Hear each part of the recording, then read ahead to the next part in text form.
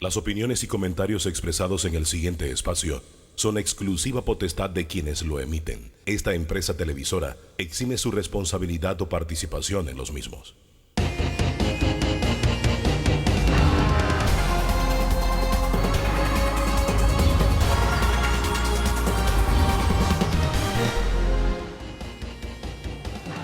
Señoras y señores, tengan todos muy buenos días, bienvenidos. Estamos ya en debate abierto dominical. Hoy vamos a seguir insistiendo en el tema de la pandemia.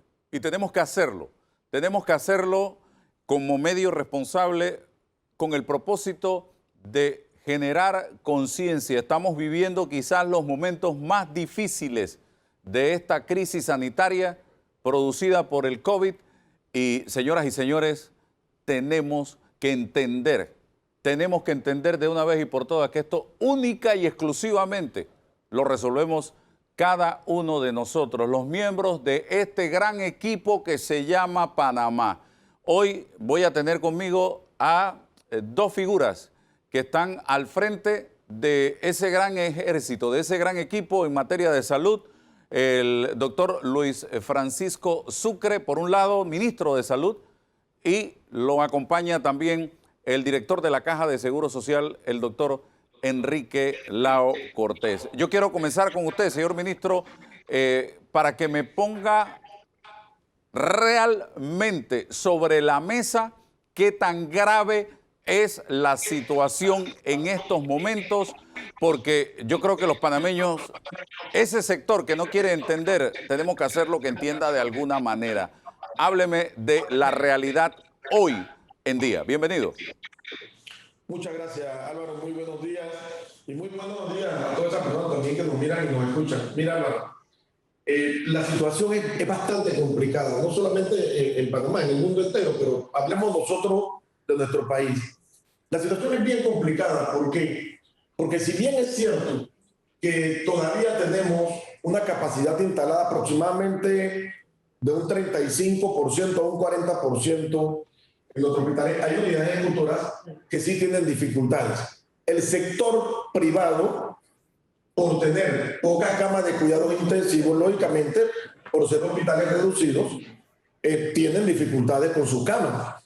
Eso va a provocar rápidamente que las personas que pudieran acudir a un sistema privado, de ahora en adelante van a comenzar a acudir también al sistema público, llámese el Ministerio de Salud o llámese Caja de Seguro Social. Las cifras han estado aumentando de manera vertiginosa. De estar en 1.600, 1.700, hemos aumentado rápidamente a los 2.000 y tantos de personas activas por día. Y bueno, para estos días bajamos un poquito a 1.900, lo que no significa que la tendencia va a ser a disminuir. Ya la tendencia está marcada que vamos a seguir aumentando, posiblemente de manera gradual o de manera rápida, pero la tendencia es que sigamos aumentando. El mes de diciembre es un mes muy difícil para todos, lógicamente, y comencemos por la parte social. La cultura del panameño, por toda su vida, de comprar regalos, comida, adornos de Navidad, regalos del Día de la Madre, son 4 motivos para salir a hacer compras. Pero cada uno de esos 4 motivos se multiplica por 4, porque nadie sale a comprar para el Día de la Madre un solo día, sino que hoy salgo y compro para la mamá, me acuerdo de que tengo que ir para la abuela, para las tías. Entonces, por cada motivo que yo acabo de mencionar, salimos 4 y 5 veces a los comercios a comprar. Lo ideal sería organizarnos, pero de eso vamos a hablar después. ¿Qué sucede con esto, Álvaro? Lógicamente también la situación comercial es difícil. Traemos un sistema económico muy golpeado por la pandemia durante todos estos meses.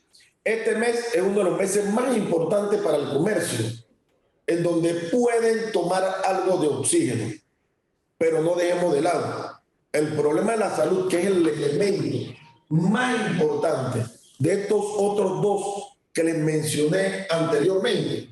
También está golpeado, donde tenemos un sistema público que estamos haciendo un esfuerzo enorme nosotros hemos ido buscando estrategias. Fíjense, hemos estado llegando hasta las 15.000 pruebas y tanto, tratando de contrarrestar ese virus que está en la calle, en donde las personas, sin saberlo, muchas de ellas están contagiando a otros. Entonces estamos haciendo un esfuerzo enorme para ir llevando una balanza. Si tú me dices, Álvaro, ¿cuál es la situación? Yo te diría que estamos en una situación muy difícil, donde necesitamos de la conciencia de todos. Aquí hay que llevar una balanza, salud sobre todo, economía y la tranquilidad social.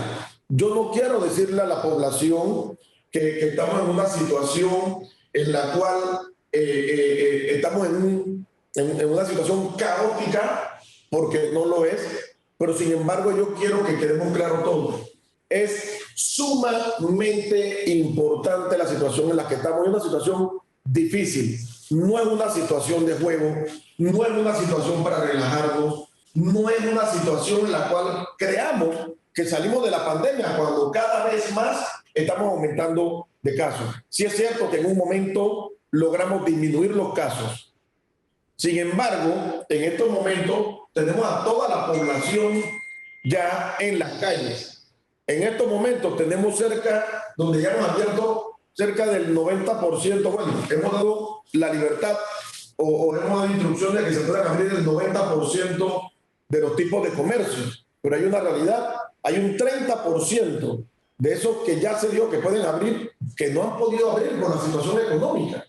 Entonces, es una situación muy compleja, donde tenemos que seguirnos cuidando, donde tenemos que ir buscando la manera de tomar decisiones inclusive individuales. Ministro. Pero de eso yo imagino que vamos a hablar más adelante, Álvaro. En resumen, difícil, una situación difícil para todos. Ministro, según la trazabilidad, que es un elemento muy importante en todo esta crisis, ¿dónde se están dando los mayores contagios? En el transporte colectivo, que yo tengo cantidad de información, de quejas de que van a piñada la gente todos los días, aunque se quiera decir que no es así en algunos casos.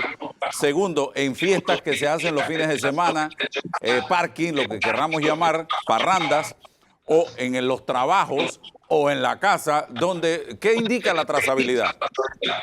Sí, miren, hay una realidad y tú acabas de describir exactamente dónde están las principales dificultades. Primero, yo he estado conversando con el gerente del metro y hemos estado conversando con el equipo que dirige también mi bus. A la gente se le pide que por favor no suban a los medios de transporte si los ven congestionados y que esperemos el próximo vehículo.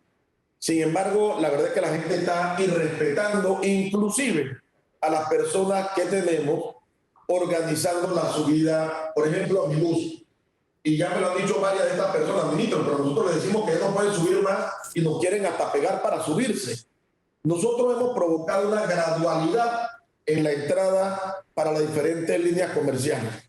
Recordemos que a la construcción le pedimos que arrancaran a las 7 de la mañana. Esto provocaría que las personas que trabajan en la construcción estén en los medios de transporte desde las 5 y 6 de la mañana para estar a las 7 en la construcción.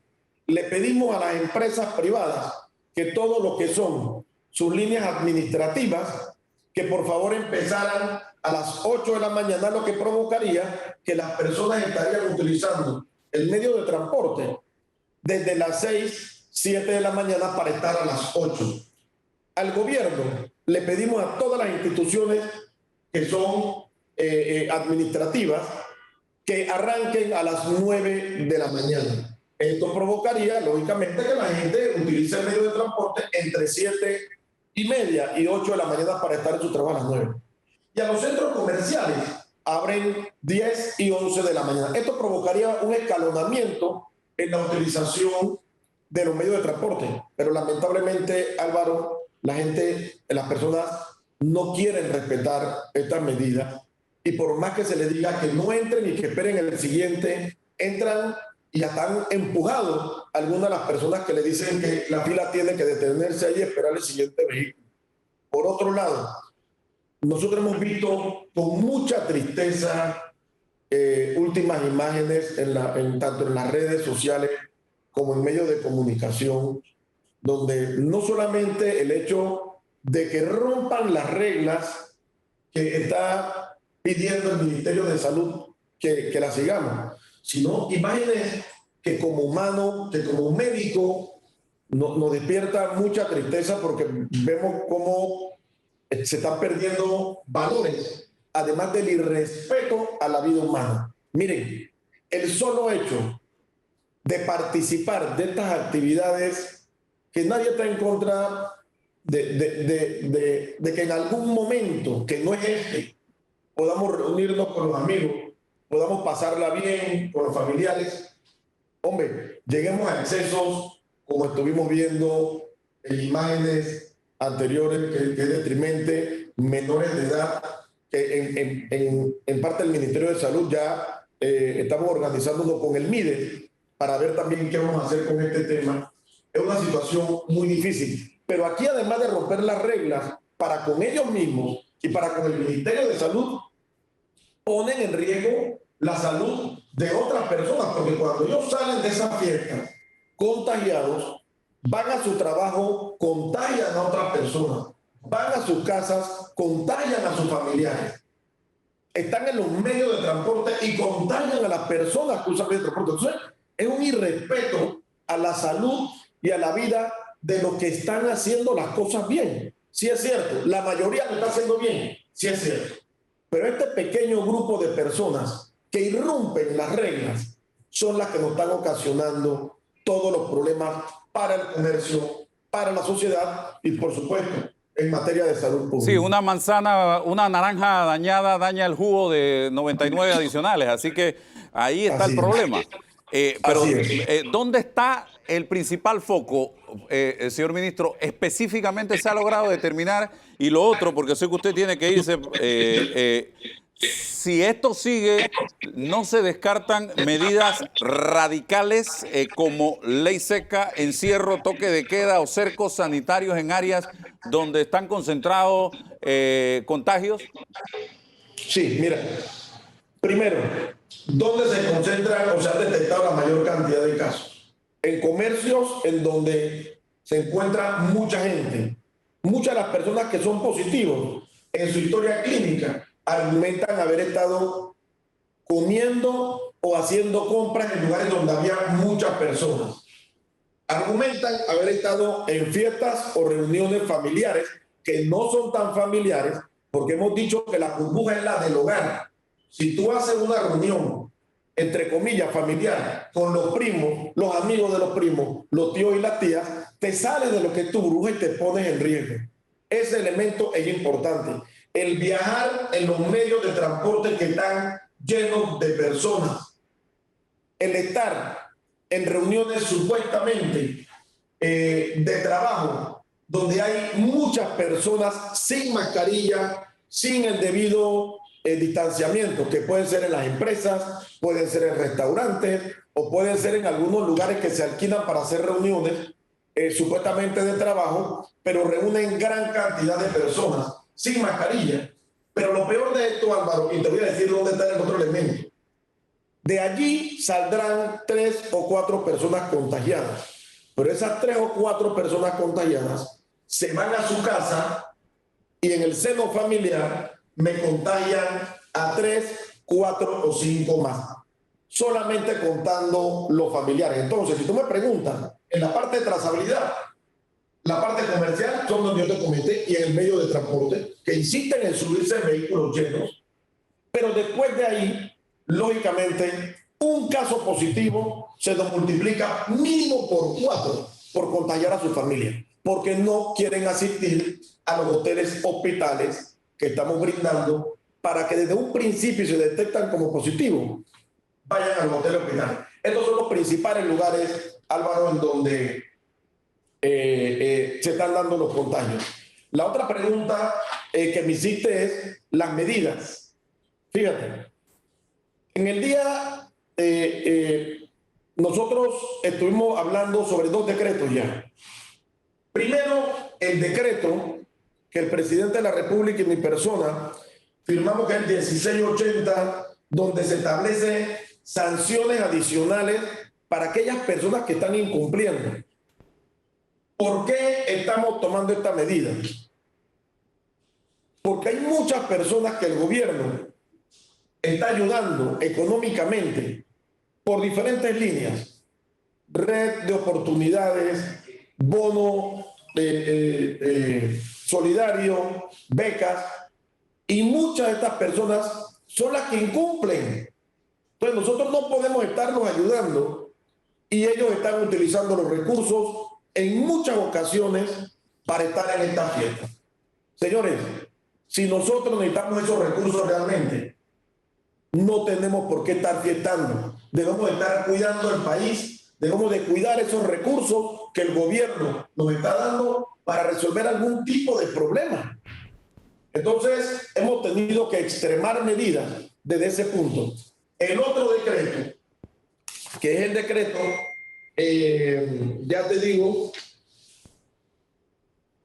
1360, que tiene que ver con el grupo de personas vulnerables, los cuales le estamos pidiendo que regresaran, pero lógicamente este decreto se estuvo manejando en el tiempo en que las cifras estaban bajando. En estos momentos, este decreto, con el aumento de los casos, nos obliga a nosotros a seguir resguardando la salud de toda esta gente. Estamos hablando de personas vulnerables, más de 60 años y personas que tienen otras comorbilidades. Mientras las cifras sigan subiendo, vamos a seguir salvaguardando la salud de esta gente. El señor presidente, el señor vicepresidente están muy preocupados por este grupo que es el vulnerable y hemos decidido mejor que manejen su trabajo desde su residencia en medida de lo posible, coordinando de todas maneras su metodología de trabajo con su jefe inmediato. Todos tenemos que ser productivos. En estos momentos la patria nos necesita a todos, aun cuando estemos en la casa. Entonces, otras medidas, sí, muy posiblemente vamos a seguir tomando medidas a medida que las cifras vayan subiendo. No es la intención nuestra, no es lo que queremos. Sin embargo, como gobierno y como responsables, tenemos que tomar medidas dependiendo de cómo evolucione la situación. Esta es una situación que en algunos momentos evolucionará para bien nuestro. En otros momentos, según el comportamiento social, que es el elemento importante en una pandemia, según el comportamiento social y la evolución sea negativa para el sistema de salud, entonces tendremos que reforzar medidas e ir tomando decisiones un poquito más drásticas hasta que logremos nuevamente controlar este nuevo aumento de casos.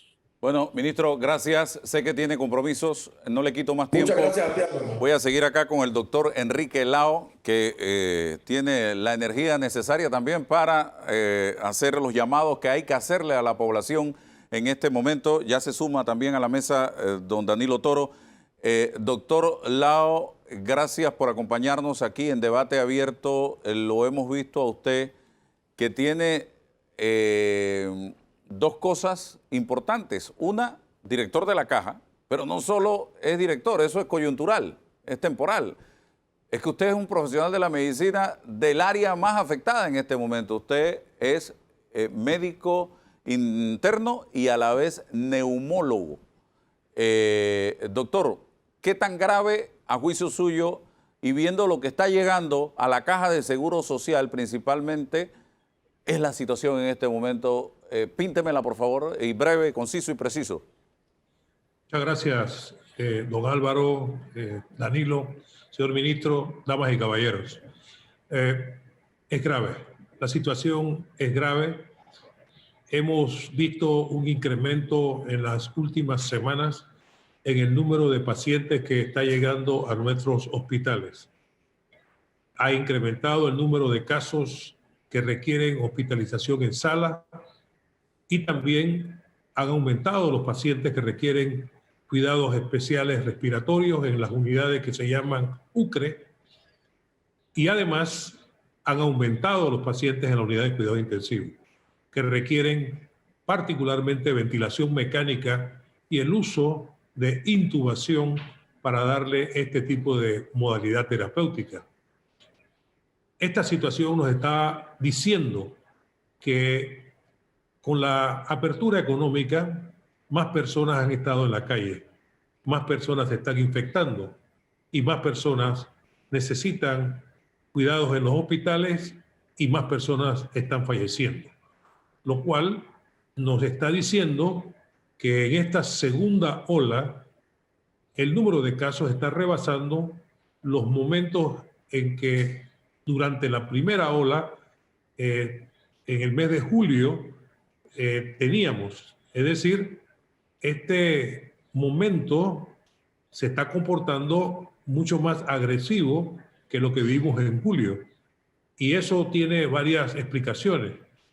Lo importante de esto es que somos conscientes, por lo que hemos aprendido, que las acciones sanitarias por ellas mismas no son capaces de resolver la situación en este momento, que se requiere la participación de la sociedad y la actitud de los ciudadanos. Sin esa colaboración, las acciones sanitarias serán solamente la atención al fracaso y a la incapacidad social de poder contener esas emociones y esas acciones que nos llevan a violentar las medidas de bioseguridad. Doctor, vamos a la pausa, regreso con usted porque hay algo que la gente tiene que entender. Los profesionales de la salud, en todo lo que este término arropa, no son de acero, no son de hierro, son seres humanos como usted y como yo. Y esa gente tiene 9 meses continuos de estar en el campo de batalla. Y nosotros, en vez de tratar de ayudarlos, nosotros en vez de tratar de darles el abrazo, de darles la mano, de quitarles peso de encima, lo que estamos haciendo es echándole más peso encima en este momento con nuestra conducta. Vamos al cambio y regresamos enseguida.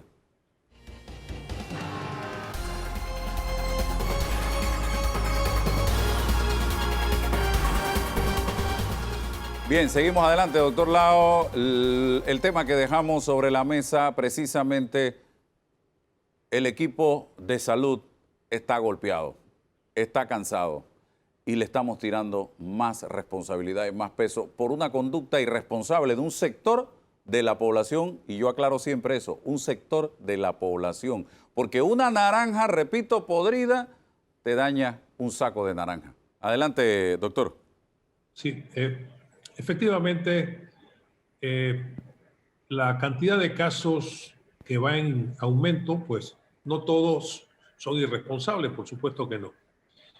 Muchos adquirieron la infección de manera comunitaria, pero tomando en cuenta lo que acabas de comentar, yo me sumo a ese concepto porque desde el 8 de febrero que el señor presidente estableció la mesa conjunta entre el Ministerio y la Caja para poder enfrentar el COVID, el sistema sanitario comenzó a sentir una presión que fue creciendo.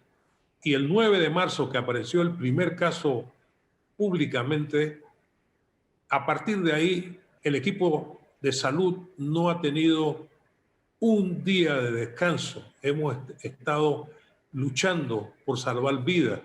Hemos estado en diferentes escenarios. Los médicos han estado viendo a sus pacientes, las enfermeras, el personal paramédico. Y ciertamente entendemos que nosotros estamos para consolar y no ser consolados. Sin embargo, también debo decir que a veces nos causa un poquito de dolor cuando las personas se hacen intolerantes, y tal vez Danilo, que es un experto en sociología, podría tener mucho más argumentación que yo, pero que las personas frente a la angustia quieren que todo se resuelva inmediatamente. Entonces, hay una disposición, por ejemplo, que dice que el médico es el responsable de dar las condiciones de salud de los pacientes. Entonces, ¿cómo esperamos que el médico, que está teniendo un número de pacientes, que tiene que guardar medidas estrictas de bioseguridad para poder protegerse él, para poder continuar sirviéndole a la humanidad, también tenga que salir corriendo a estar dando informes, y cuando no los da, entonces lo queremos crucificar? Entonces, tal vez un llamado a la comprensión. Nosotros entendemos que la situación es crítica, sabemos de las angustias y en ese sentido quiero decirles que estamos tomando las medidas para que otro grupo de médicos que no tienen tal vez las experticias para atender a los pacientes directamente sean los responsables de ayudarnos con el tema de dar la condición de los pacientes a los familiares. Otra de las cosas importantes es que hemos tenido que hacer un proceso de reingeniería en todas nuestras instalaciones. De un hospital que tenía cerca de 20 camas de cuidados intensivos, ahora tenemos 155 camas de cuidados intensivos, 44 camas adicionales de unidades de cuidados respiratorios especiales solamente en el complejo. Entonces, con los mismos médicos, porque los especialistas, yo soy neumólogo intensivista, los intensivistas son los mismos que han tenido que multiplicarse. Hemos tenido que reforzarlos con especialidades afines, anestesiólogos, médicos de medicina interna, urólogos, cirujanos cardiovasculares. O sea, estamos trabajando en equipo, sin embargo, todavía nos falta un largo trecho que recorrer. Y yo sí quiero reconocer públicamente la labor que están haciendo los médicos, las enfermeras y el personal de salud frente a esta pandemia. Ellos también tienen familia, ellos también están angustiados y yo lo único que pido es un poquito de comprensión. A veces, frente a estos avatares de la vida, uno puede ser que no sea lo exquisito que debe ser en el trato. Es posible, no estoy justificando cualquier afectación en el trato, pero a veces eso puede suceder. Nosotros estamos trabajando para darle apoyo a nuestros médicos, a nuestras enfermeras, y también estamos trabajando para mejorar la relación que existe con los familiares de nuestros pacientes. Doctor, ¿quiénes están muriendo y quiénes están transmitiendo en mayor número la enfermedad? La mayoría de las personas que se infectan son jóvenes en edad productiva, 40 años o menos. Esa es la mayoría. Pero los que están muriendo son personas arriba de 60 o también ahora están muriendo jóvenes que tienen comorbilidades, como por ejemplo diabetes descompensada o que tienen algún tipo de cáncer, algún tipo de enfermedad linfo o mieloproliferativa o alguna enfermedad que los hace vulnerables en su sistema inmunológico. Los jóvenes también se pueden morir.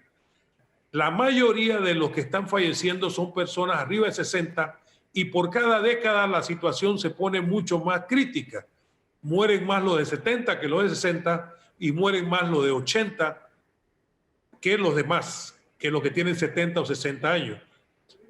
Mueren más los que tienen más comorbilidades, obesidad, diabetes, hipertensión arterial, cáncer, aquellos que toman inmunosupresores, pacientes, por ejemplo, con alguna enfermedad producto de la pandemia que tenemos de enfermedades crónicas no transmisibles como insuficiencia renal crónica, esos son los que están falleciendo más. Danilo. Doctor, llegamos al punto donde yo tenía una batería de preguntas, o tengo una batería de preguntas. Adelante. La explicación que usted acaba de dar me obliga a plantear el siguiente escenario. La pandemia de COVID ha obligado a todos los sistemas de salud del mundo a concentrarse en atender esta crisis.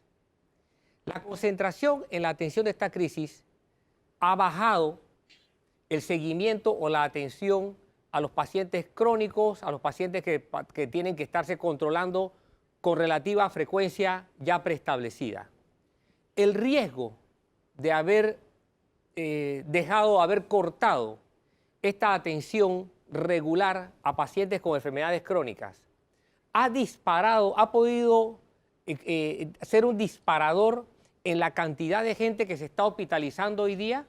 Esa es la primera pregunta. Nosotros no hemos descuidado los pacientes crónicos que requieren control. Incluso la Caja del Seguro Social adelantó un proyecto que tenía en su plan estratégico para tratar de llevarle a los pacientes crónicos sus medicamentos a sus hogares y evitar que fueran a los centros hospitalarios.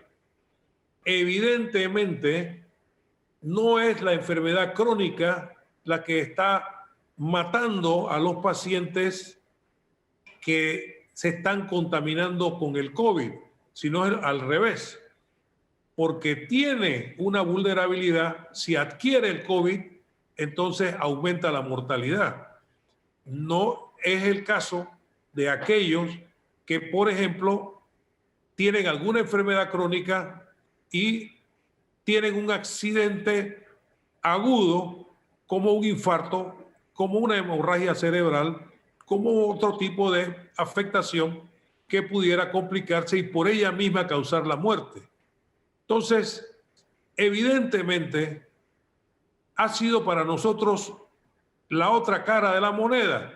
No solamente estar luchando para atender pacientes con COVID, sino también no descuidar a los pacientes crónicos que también requieren control. Ahora, es cierto que si un paciente no se controla adecuadamente, no podemos culpar al sistema sanitario por ese descontrol. En las evaluaciones que nosotros hemos hecho, las personas que han fallecido han llegado en muy malas condiciones a nuestras instalaciones. Muchos de ellos han fallecido horas después de haber llegado a urgencia, lo cual significa que ciertamente las personas tienen temores de no ir a las instalaciones para no infectarse y demoran la notificación de sus molestias. Eso podría ser una situación. Bien. Sí. Dos preguntas más, doctor.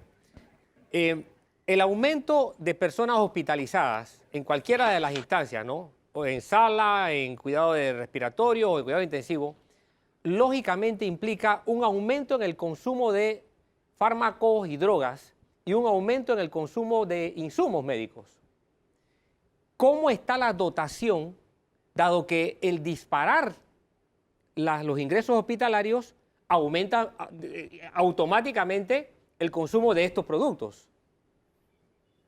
Nosotros hemos incrementado el consumo de medicamentos y de equipos de protección personal, de insumos médicos quirúrgicos de una manera exponencial. Todavía no terminamos de hacer los cálculos económicos y el último informe que yo recibí era que se habían incrementado los costos 6 veces más. Es cierto, nosotros tenemos un sistema que procura que la dotación de estos insumos esté al día. Sin embargo, a veces hay subestimaciones en el consumo que de repente uno provee una dotación por una semana y se acaba en 2 días. Entonces hay que ir ajustando eso. Y por otro lado, hay una, diría yo, tremenda competencia internacional por los mismos insumos. En este momento tenemos un problema con los guantes estériles. No hay guantes estériles en el mercado y el que los tiene le pone el precio que él considera que es el adecuado, muy por encima de los precios regulares. Y si nosotros terminamos comprando esas cosas así, que tenemos que hacerlo, entonces tenemos que pagar las consecuencias de aquellos que están viéndonos con lupa para ver el grado de transparencia con que se está manejando la gestión. Y ese es todo un derecho que yo respeto y además que cumplo. Y por otro lado, hay medicamentos que aun cuando tenemos los recursos para adquirirlos, los proveedores no lo tienen dentro del territorio nacional. Los medicamentos que se usan para darle una sedación adecuada a los pacientes, para paralizarlos en caso de que sea necesario y ponerlos en un ventilador, algún tipo de antibiótico que necesitamos para estas superinfecciones que ocurren en la unidad de cuidado intensivo de todo el mundo. Y aquí no somos una excepción.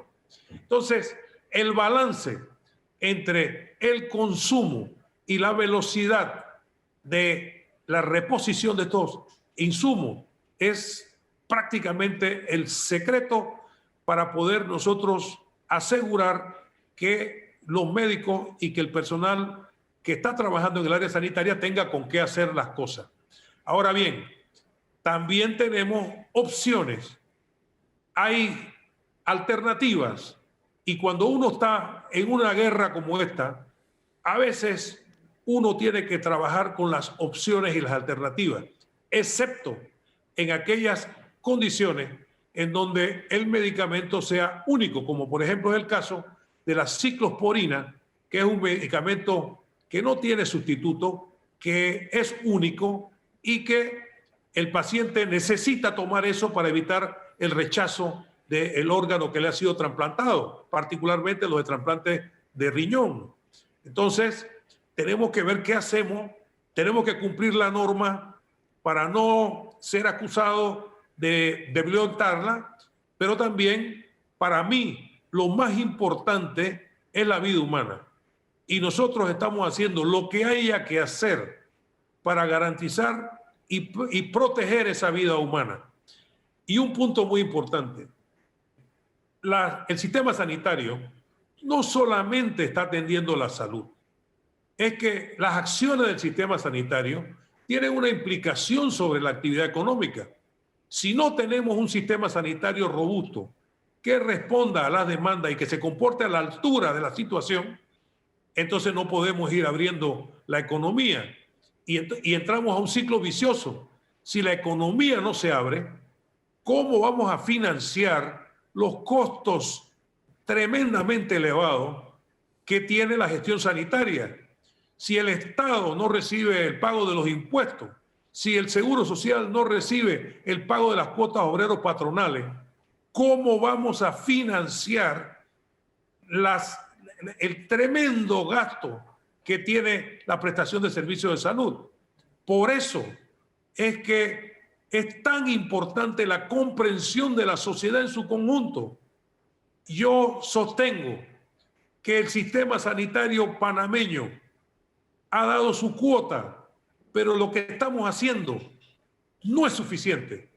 No podemos solos. Doctor, no podemos resolver este problema si la sociedad doctor, no se compromete con nosotros. Doctor, una última pregunta mía. Yo sigo pensando que hay códigos comunicacionales que no se ajustan al escenario que estamos viviendo. Y cuando digo que códigos comunicacionales tienen que ver con códigos que emanan del Estado, de la parte gubernamental. Por ejemplo, se hace mucho énfasis en la disponibilidad de camas para decir que el sistema no está colapsado. A mi criterio, eso no ayuda en nada. Eso no ayuda. Al contrario, pienso que es una información útil, pero que el énfasis que se hace puede ayudar a que la gente tenga relajamiento y decir, si me pasa algo, me pueden atender. Mi punto es este. ¿De qué sirve decir que hay disponibilidad de cama si la planta humana que tiene que atender a los pacientes no cambia? O sea, el número de especialistas no ha aumentado proporcionalmente con el número de camas que usted ha aumentado. Tienen los mismos médicos para una mayor cantidad de camas. Por lo tanto, el riesgo de una atención limitada se dispara, comienza a aumentar. Y eso también puede afectar la calidad de la atención de la persona que llega allí. El otro tema, el otro punto que yo creo que debe verse de parte de ustedes es el hecho de que muchas personas no entienden el riesgo de que se corre al estar en un hospital. Es decir, hay gente que tiene que ir a un hospital porque no por COVID, sino por 1001 cosas distintas a COVID. ¿Cuál es el riesgo de que un individuo que pone un pie en un hospital se pueda contagiar de COVID? ¿Cuál es el riesgo de que la gente que se enferma por COVID, hasta allá, hasta el final de la tubería, esté haciéndole daño a otra gente que ni siquiera conoce y que ni siquiera pertenece a su burbuja familiar? Estas son cosas que no se explican y son fallas de los códigos comunicacionales. Breve, doctor. Efectivamente, es cierto que una persona que ingrese a un hospital por cualquier razón tiene riesgo de poder adquirir el COVID, porque ahí es donde se concentran los pacientes. Sin embargo, frente a eso, yo tengo algunos elementos que quiero compartir. Cuando nosotros comunicamos que existe una disponibilidad de cama, lo que pretendemos decir es que estamos haciendo la tarea que nos corresponde, que es garantizar la capacidad instalada para enfrentar algún tipo de situación no programada y tener la posibilidad de responder.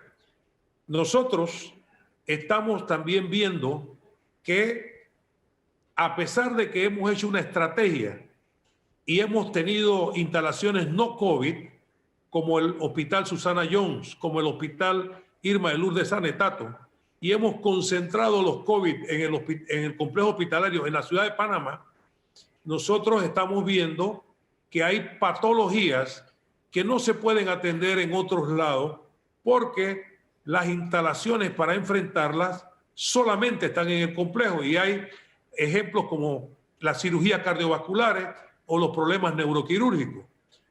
Nosotros lo que queremos es enfatizar en que las acciones sanitarias que corresponden al sistema público de salud se están haciendo, pero estas son insuficientes si la sociedad no asume la parte que les toca a ellos.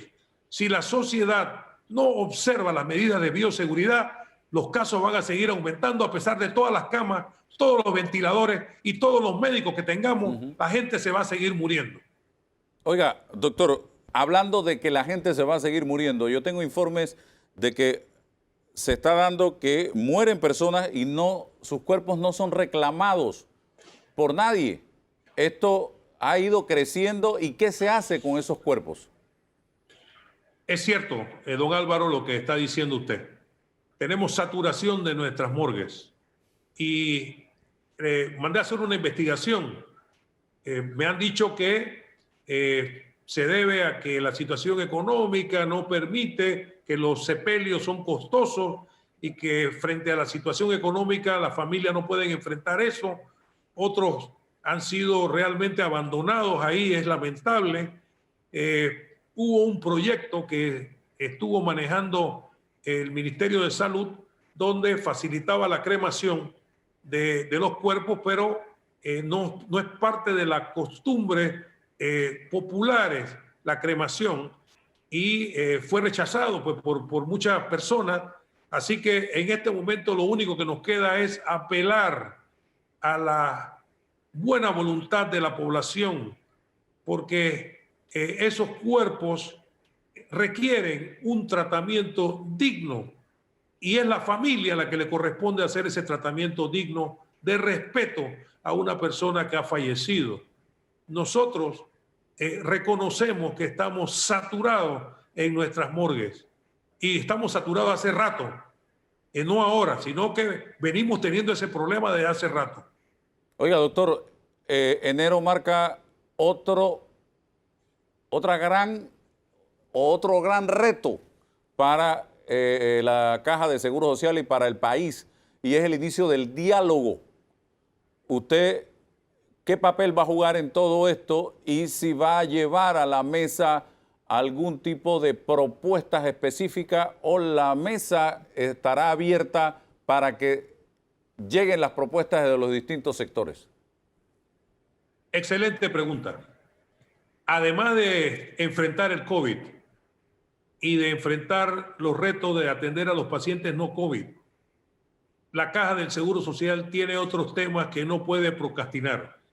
No se pueden seguir dilatando, hay que enfrentarlo, porque la epidemia más grande, a mi juicio, no es el COVID, es la pobreza que nos está agobiando.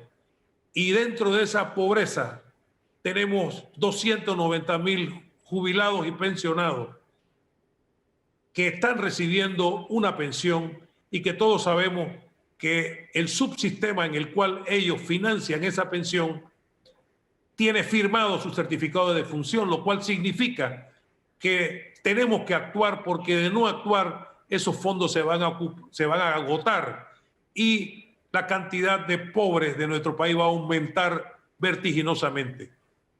Frente a eso, el señor presidente convoca un diálogo y muy acertadamente separa en un diálogo aparte respondiendo al clamor de diferentes grupos de interés al tema de la Caja del Seguro Social. Y pretendemos que sea un diálogo incluyente en donde las personas puedan opinar, en donde podamos hacer sinergia y en donde el requisito fundamental es que tengamos la capacidad de tener confianza unos en otros y poder deponer nuestros intereses personales e individuales o colectivos y arropar una causa común superior, que en este caso el primer punto es la sostenibilidad del fondo de pensiones. Ahora bien, pretender resolver en este diálogo todos los problemas de la Caja del Seguro Social creo que podría desviarnos de alcanzar objetivos específicos. Por lo tanto, nosotros abrigamos la esperanza de enfrentar y corregir temas muy puntuales y dejar sentadas las bases para resolver los otros problemas, porque este diálogo no debe ser eterno. Este diálogo tiene que tener, este pacto del bicentenario debe concluir con acuerdos importantes. Así las cosas, la Caja del Seguro Social se ha organizado, tenemos equipos de trabajo que están trabajando para recoger toda la información que se va a requerir y ponerla a disposición de las personas que participen en este diálogo o en este análisis de la Caja del Seguro Social. Gracias, doctor Enrique Lao, por regalarnos este espacio para hacer docencia a través de Debate Abierto Dominical.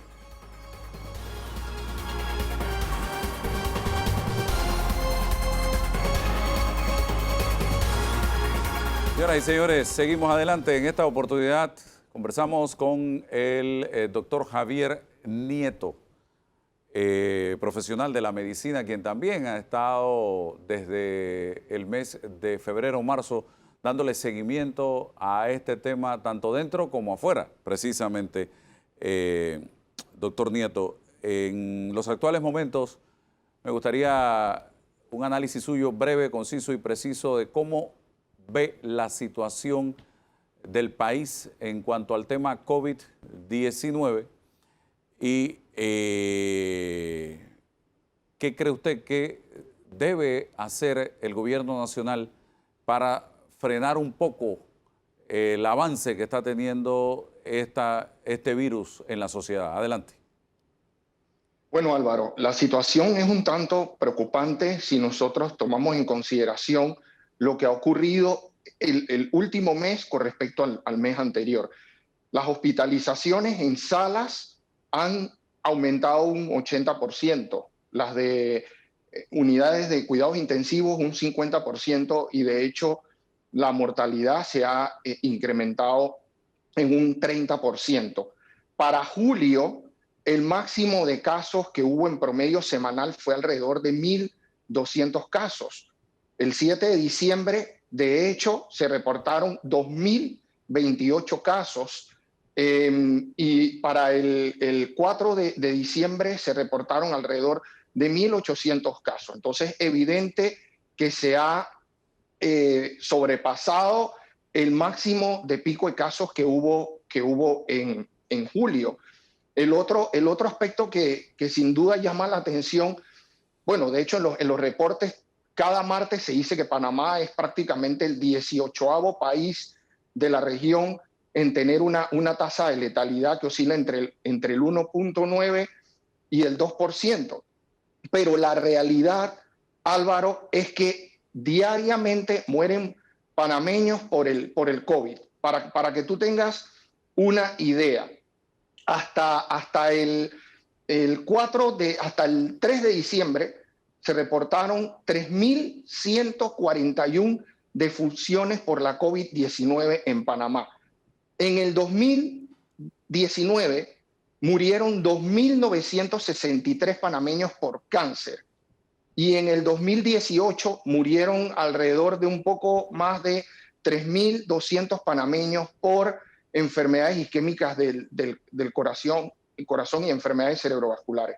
Lo que significa que el COVID está por ser la primera causa de muerte prematura en Panamá, por encima del cáncer y por encima de las enfermedades cardiovasculares. Entonces, evidentemente, estamos ante una situación que es preocupante, ¿no? Sobre todo porque hay una saturación del sistema de salud. Y cuando te hablo de saturación del sistema de salud, lo hago bajo el precepto de dos enfoques. Cuando usted reporta de 10.000 pruebas que se hacen, 2.000 casos, y usted asume que cada caso tuvo 10 contactos, usted hablaría de hacerle la trazabilidad prácticamente a 20.000 contactos. Entonces uno se preguntaría si realmente el sistema de salud tiene la capacidad de hacerle trazabilidad a 20.000 contactos, y eso usted lo tiene que multiplicar de forma diaria. Entonces no es solo reportar el número de casos, sino tener la capacidad operativa y funcional de hacer la trazabilidad de esos contactos. Eso es un poco lo que te podría decir en cuanto al aspecto del número de casos. Y en cuanto a la saturación del sistema de salud, a la disponibilidad de camas, tanto en salas como en unidades de terapia intensiva, hombre, yo podría decir que voy a habilitar 300 camas en la Ciudad de la Salud para atender pacientes con cuadros de moderado a grave con COVID-19. Pero ¿y quién va a atender esos pacientes? O sea, tenemos suficiente recurso humano para atender 300 pacientes adicionales con cuadros de moderados a graves en la Ciudad de la Salud. Entonces tendríamos que hacernos esa pregunta también, Álvaro. Sí, conseguir camas es lo más fácil del mundo. Por supuesto. Quien las atienda es el problema, evidentemente. Quien las atienda es el problema, desde el punto de vista de trazabilidad y desde el punto de vista del servicio de salud. Exactamente. Doctor, hace unos días hablábamos de cómo están llegando los pacientes ahora a los hospitales, a las urgencias, a los centros de salud, policlínicas, porque se dice que ahora están llegando con un mayor desgaste, en peor condición que como llegaban antes. ¿Esto usted lo ha analizado? Por supuesto que lo he analizado, y yo tal vez tenga una hipótesis que habría que probar, pero aquí básicamente desde julio, agosto de este año, se han estado promocionando fármacos de no probada eficacia como parte del tratamiento temprano de las personas con la COVID. Y quiero ser crítico y sincero en este aspecto, Álvaro. A la fecha, aquí en Panamá no hay ningún fármaco que haya demostrado que administrándose de forma temprana se logra cambiar la evolución clínica de los pacientes.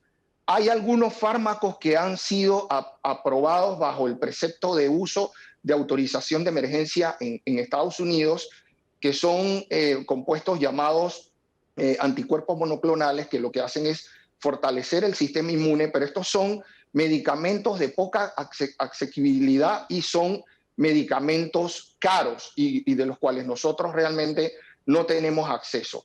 El promocionar tratamientos en etapas tempranas le puede dar al paciente una falsa sensación de seguridad, aparte de que se vende el mal consejo al paciente de que se automedique.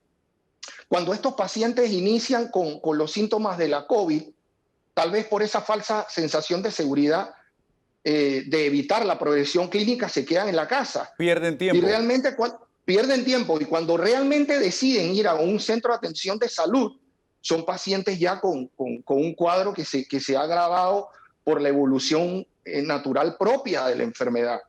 Entonces, tal vez ese es uno de los riesgos que se corre cuando se está promocionando kit con fármacos de no probada eficacia, y cuando se le da al paciente, se promueve la automedicación y se le da la falsa sensación de seguridad de que este paciente realmente o esta persona va a manejar tomando tratamientos de forma temprana.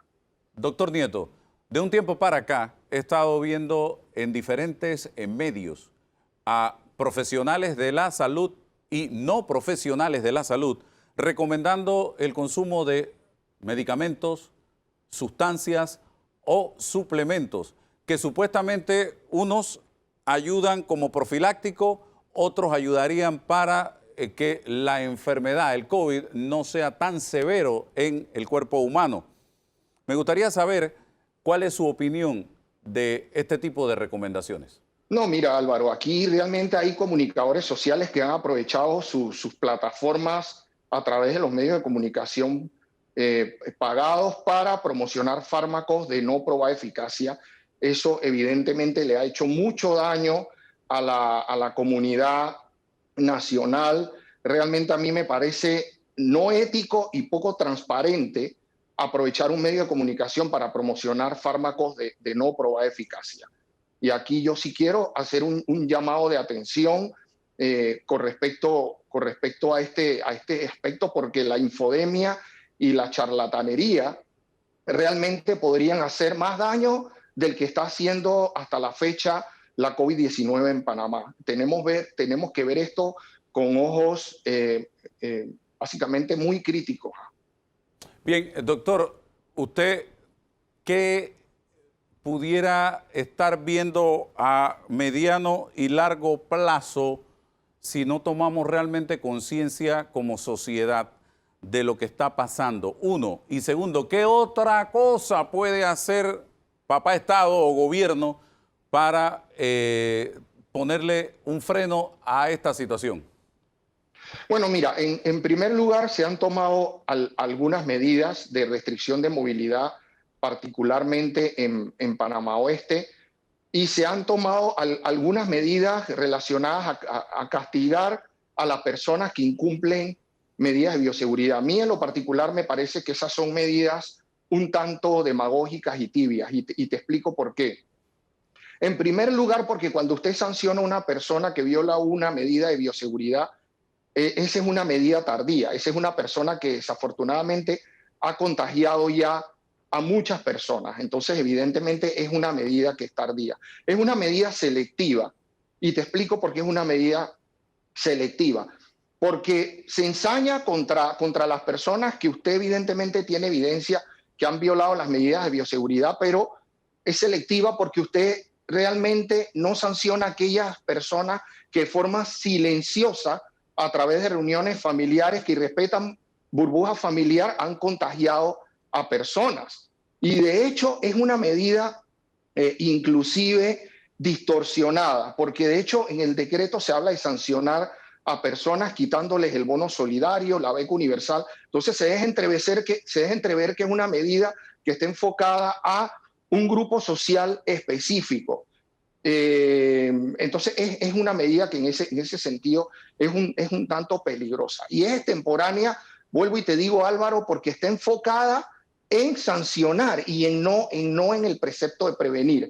Hay que tomar en cuenta que este es un virus que su única misión es infectar a la gente. Es un virus muy dinámico y nosotros tenemos que prever el comportamiento de este virus. Entonces tenemos en un momento determinado, si hay un incremento de la tasa de letalidad, sigue incrementándose el RT a nivel nacional y a nivel de las regiones, se sigue saturando los sistemas de salud, las camas en salas y en la unidad de terapia intensiva, tendríamos que abocarnos a hacer micros confinamientos como se han hecho en el estado de Nueva York, en Estados Unidos, que de hecho ha sido una medida bastante eficaz, identificar zonas específicas donde se dan estos conglomerados y hacer una especie de microaislamiento o de microcerco sanitario, hasta medidas que involucren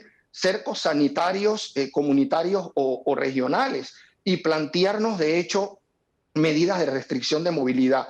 Tenemos que aceptar que regresar a confinamientos como los que hubo en marzo y en abril es un poco difícil, porque esta es una situación que forma parte de una ecuación compleja. El componente sanitario, el componente social y el componente económico. Sabemos que en este mes van a haber alrededor de 450.000 personas sin trabajo. Tenemos una informalidad laboral que está superando el 50-60%. Y tenemos una tasa de desempleo que está oscilando en alrededor del 20%. Entonces, evidentemente aquí la gente o se muere por el coronavirus o la gente se muere de hambre. Entonces, hay que tomar en cuenta, sin duda alguna, el aspecto económico, sin perder de vista que el precepto sanitario es salvar vidas, y eso es tal vez lo más importante. Danilo Toro, pregunta. Buen día, doctor. Doctor, Buenos días, Danilo. como bien usted explicó, el aumento de las camas no nos garantiza mucho si no hay quien atienda a los pacientes que se pondrán en esas camas.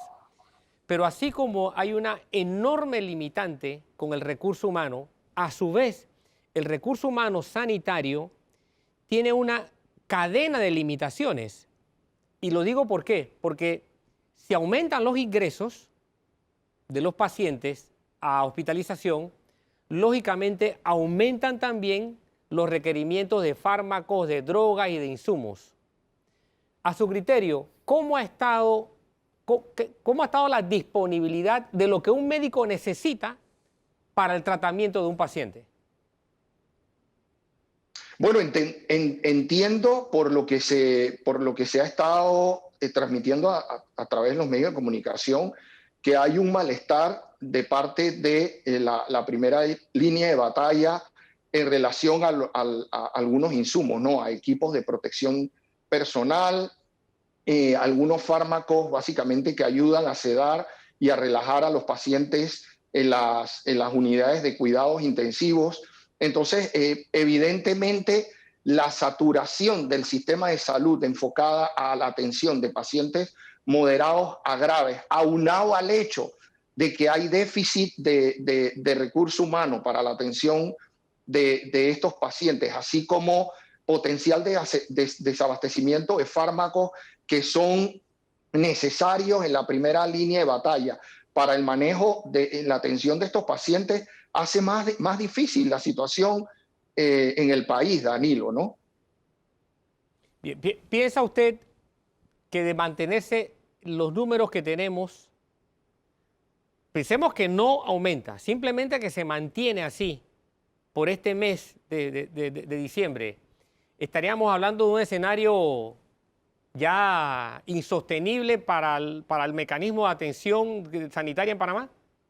Es que cuando el número de casos supera la capacidad del sistema en hacer la trazabilidad, asumamos que la próxima semana se sigue reportando un promedio de 2.000 casos diarios.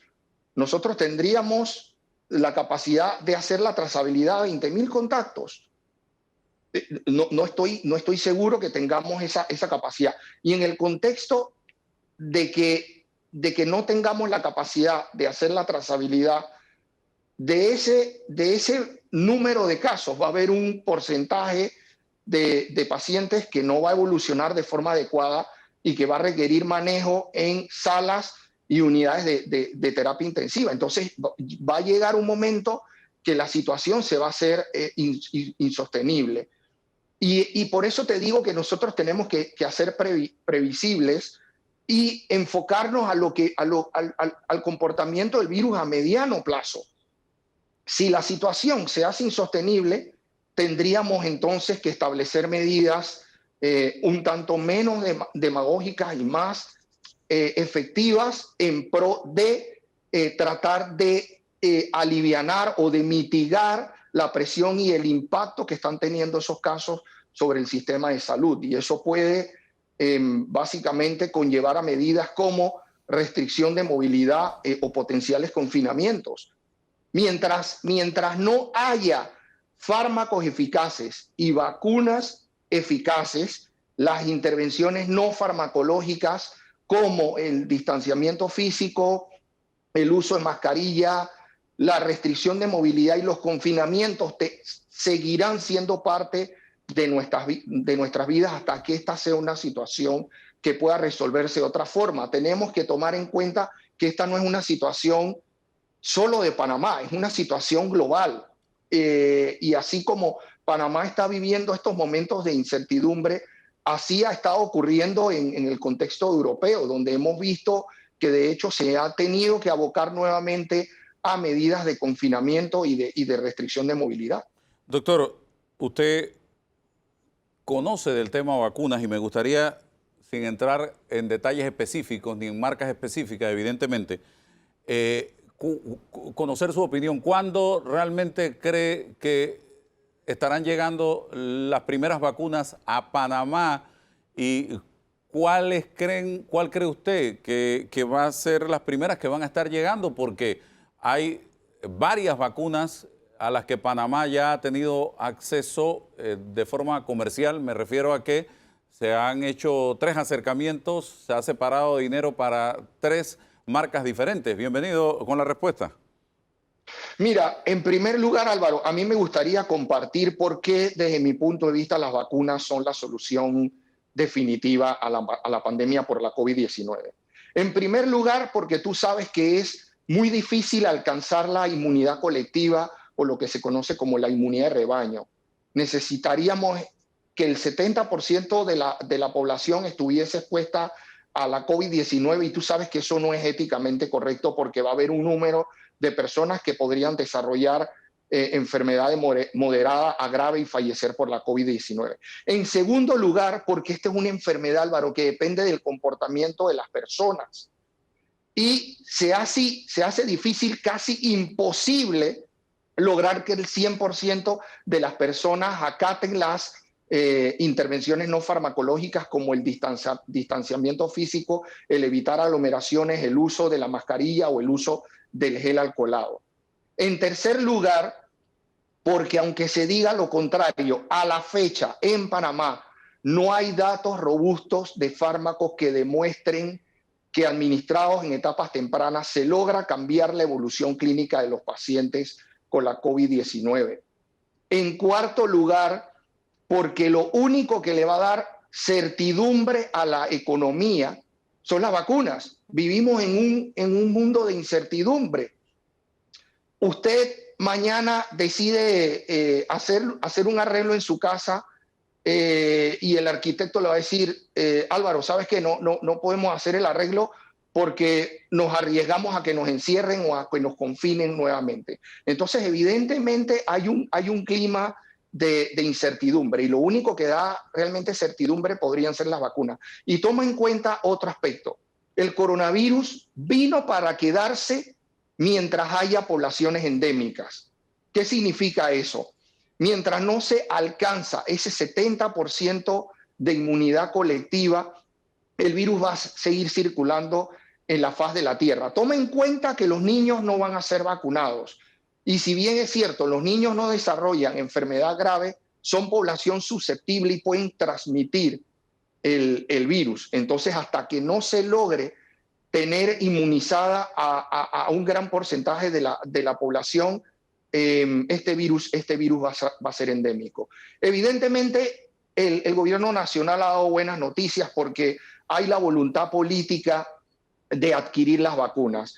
Nosotros tenemos entendido que a partir del próximo año nosotros vamos a tener vacunas de distintas tecnologías. Vamos a tener vacunas de RNA mensajero, vamos a tener vacunas de vectores virales. Las vacunas de RNA mensajero son vacunas que tienen algunos desafíos con respecto a la cadena de frío. Son vacunas que necesitarían almacenarse a temperatura de -20 a -70 grados. Una de estas vacunas podría requerir, de hecho,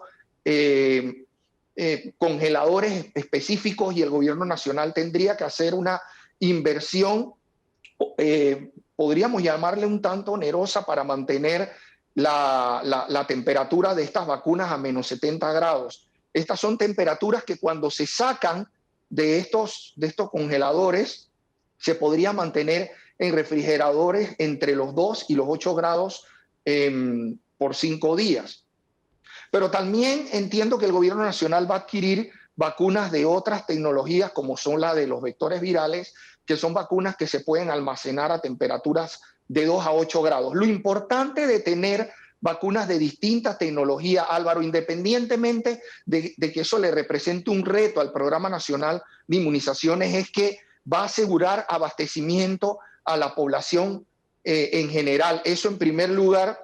Y en segundo lugar, porque las vacunas que son refrigeradas podrían de alguna u otra forma dirigirse a áreas de difícil acceso, donde la cadena de frío es menos exigente. Entonces podríamos tener aquellas vacunas que se almacenan a temperatura de menos 70 grados para ciertas áreas de la región del país donde se puede, por supuesto, tener acceso a esas vacunas, y las vacunas que requieren refrigeración para áreas de difícil acceso donde la cadena de frío o la forma de refrigerar estas vacunas implican desafíos. Entonces, es muy probable que para el próximo año tengamos la solución definitiva a este problema. Toma en cuenta que ya el Reino Unido, a través de su autoridad regulatoria, ha aprobado el uso de vacunas contra la COVID-19 a partir de la próxima semana. El Comité Asesor de Prácticas de Inmunizaciones de los Estados Unidos tuvo una reunión el 1 de diciembre donde estableció cuáles iban a ser los primeros grupos a ser vacunados en Estados Unidos, que son los trabajadores de la salud y aquellos ancianos que forman parte de instituciones de cuidado a largo plazo. En Estados Unidos se estiman distribuir 40 millones de dosis de vacuna en los próximos 2 meses, y se estima que para mayo del 2021 el 70% de la población norteamericana podría haber sido vacunada contra la COVID-19. Álvaro, tú sabes que en Estados Unidos cada minuto muere un americano por la COVID. Wow. O sea, significa que en 2 horas que demora este programa, al final de tu programa, 120 norteamericanos han podido haber muerto por la COVID-19. La COVID-19 en Estados Unidos ha matado más norteamericanos que la guerra de Afganistán, de Irak, de Vietnam, de Corea, juntas. A eso le tienes que sumar los casos que hay por influenza y las muertes que hay por armas de fuego. Ni juntando todos esos muertos se logra superar las cifras de muertos que ha habido en los Estados Unidos de América por la COVID-19. Y toma en cuenta que en Estados Unidos la tasa de letalidad es solo un 2%. Sí, la tasa de letalidad en Panamá es de 1.9%. Entonces, por eso yo insisto que ese es un espejismo epidemiológico. Bien. Estarnos circunscribiendo a las tasas de letalidad cuando sabemos que la COVID-19 está jugando un papel importante en todo lo que tiene que ver de funciones, no solamente en nuestro país, sino a nivel global, Álvaro. Gracias. Entonces, esperemos que tengamos la solución definitiva a esta pesadilla en Panamá para el primer cuarto del próximo año. Gracias, doctor Javier Nieto, por compartir con nosotros en el día de hoy. Hemos visto una foto muy interesante a 3 expresidentes de los Estados Unidos, Obama, Bush y Clinton, voluntarios para vacunarse precisamente, y eso a manera de motivar a la población a que lo haga en el momento en que esto comience. Vamos a la pausa y regresamos.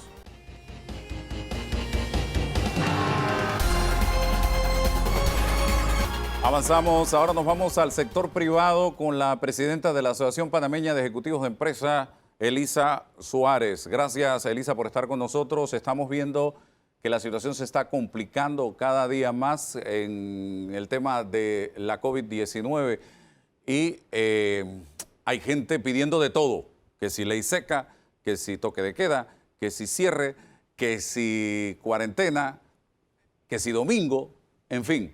¿Qué piensan ustedes de esta situación y en este mes en el que la gente comienza a moverse para tratar de reactivar la economía? Sí, hola, muy buenos días. Pensamos lo mismo que hemos pensado todos estos últimos meses desde que reabrimos. Número 1, en tener las variables de salud y económicas trabajando de la mano. 2, en la responsabilidad ciudadana. Y fíjense que cuando yo hablo de responsabilidad ciudadana me refiero a todos los ciudadanos, desde el más humilde hasta el más encumbrado. Y en las medidas que cada uno tiene que tomar, de cuidarse y cuidar a los demás. Señores, nosotros tenemos que estar claros.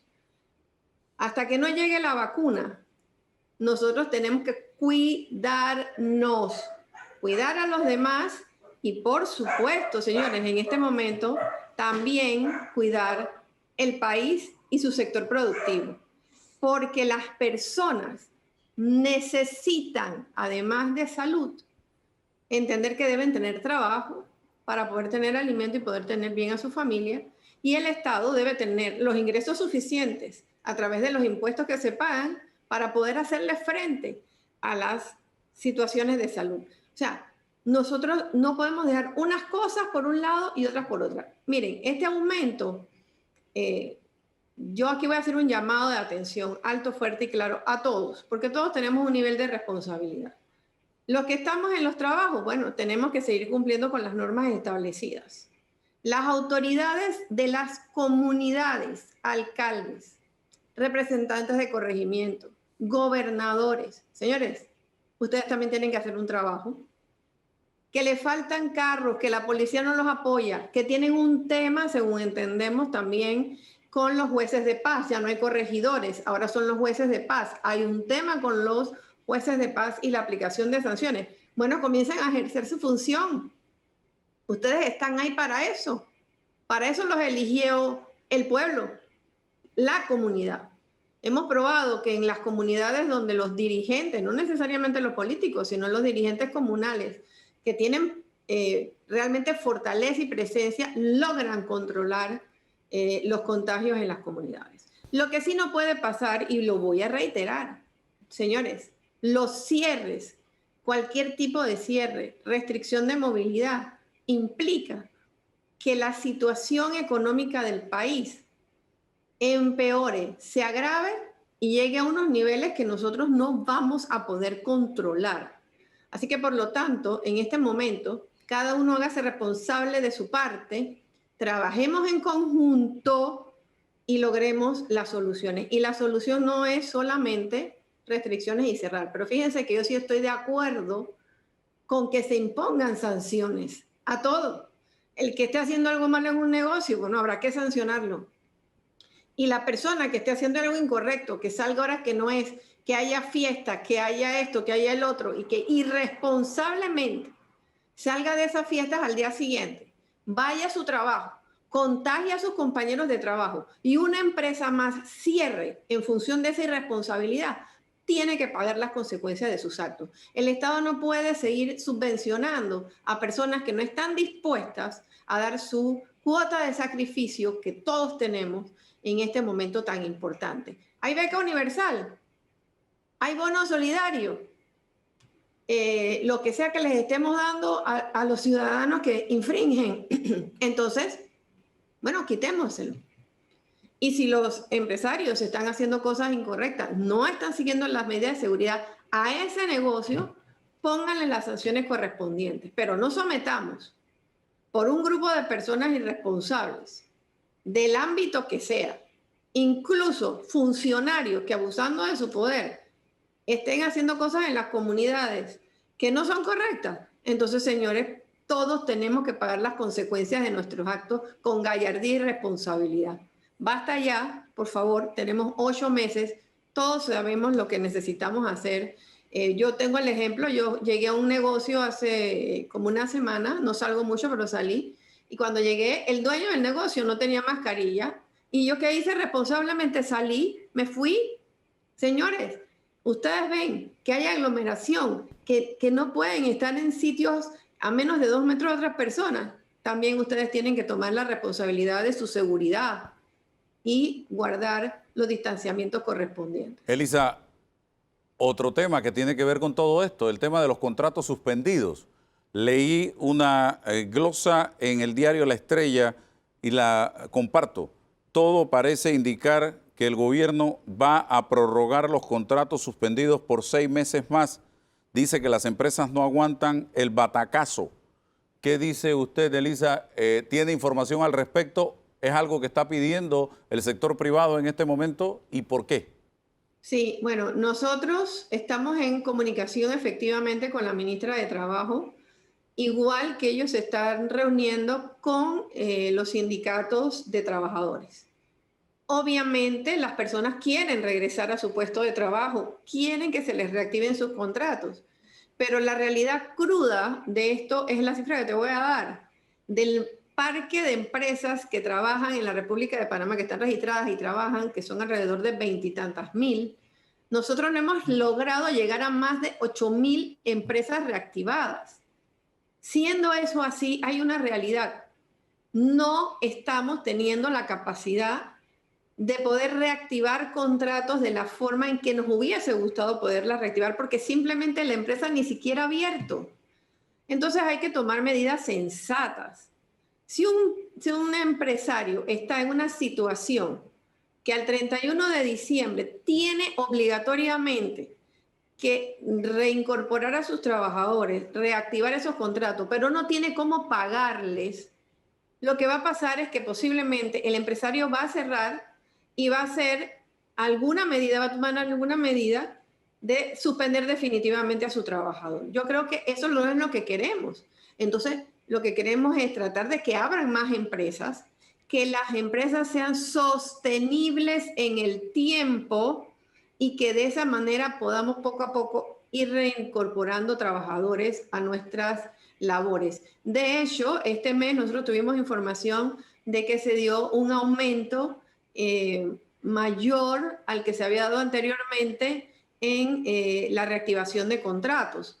Eso es una buena noticia porque evidentemente estamos en un mes que la gente va a necesitar en los negocios apoyo, ayuda, y eso es bueno, y eso es lo que queremos. Pero no lo vamos a lograr si nosotros no nos cuidamos. O sea, sí hay conversaciones, sí está planteado sobre la mesa qué es lo mejor y lo peor. Estamos viendo todos los escenarios y serán las autoridades las que tengan que tomar la decisión. Pero definitivamente nosotros estamos incapacitados en este momento como sector privado, en la mayoría de los casos, para seguir reactivando contratos al 31 de diciembre. Tenemos grandes limitaciones, incluso para que la empresa sobreviva. Entonces, no puede haber empleo digno si no tenemos empresas sostenibles. Si no hay empresa, no hay trabajo. Y eso es lo que tenemos que entender y buscar soluciones en ambas vías. Tenemos que reactivar el proceso productivo en Panamá. Tenemos que buscar otras medidas. Pero lamentablemente en este momento decirte que si ponen una nueva ley, si hacen una nueva resolución y dicen obligatoriamente hay que reincorporar a todos los trabajadores, podrán ponerlo, podrán hacerlo, pero el sector privado no va a poder asumir esa carga y esa responsabilidad. Con mucha tristeza se lo digo. Así que es mejor ponernos de acuerdo y buscar soluciones sensatas a una situación extremadamente complicada, porque sí lo es, porque entendemos la necesidad de las personas, de nuestros trabajadores, de nuestros colaboradores, la entendemos perfectamente, pero nosotros no hemos dejado de pagar los préstamos. Estamos también en una situación complicada. No tenemos capital de trabajo. Entonces dígame, ¿cómo hacemos? Esto que dice Elisa es muy delicado y muy preocupante, porque por decreto no se le puede decir a los empresarios a partir del 1 de enero todos los trabajadores que están en la calle con contratos suspendidos tienen que entrar a trabajar. No hay manera de hacerlo cumplir. Danilo. Sí, licenciada Elisa, y esa es una parte del escenario, pero hay otra parte que no está siendo medida y yo quisiera saber si esto está siendo cargado por el sector productivo. Usted me dirá una vez le haga la pregunta. De acuerdo a los indicadores de positividad que reporta el gobierno, entre 16.000 y 24.000 adultos están saliendo positivos por COVID cada quincena. Esto significa que de alguna forma u otra, también el sector productivo, el sector privado, está siendo impactado porque hay gente que durante 15 días tiene que dejar de trabajar, porque son números gruesos, son números grandes.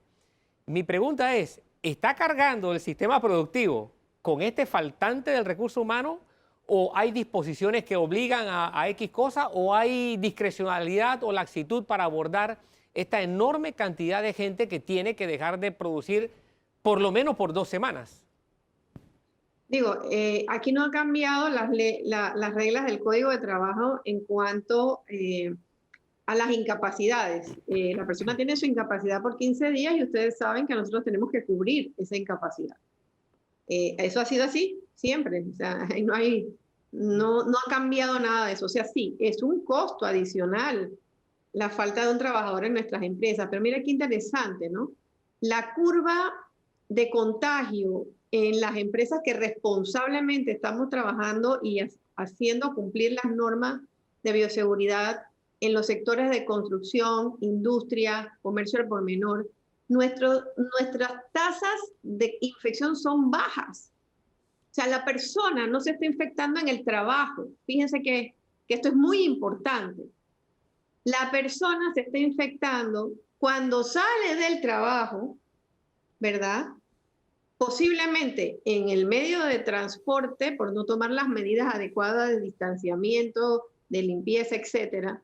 Y luego, cuando sale del trabajo, en algunas actividades que realizan fuera de la empresa. Recuerden que en la empresa le estamos tomando la temperatura, en la empresa debemos estar proporcionando mascarilla, debemos tener gel alcoholado, etcétera, normas de cuidado. Entonces, esa curva estadística no ha subido para la cantidad de gente que se está moviendo adicionalmente en la calle.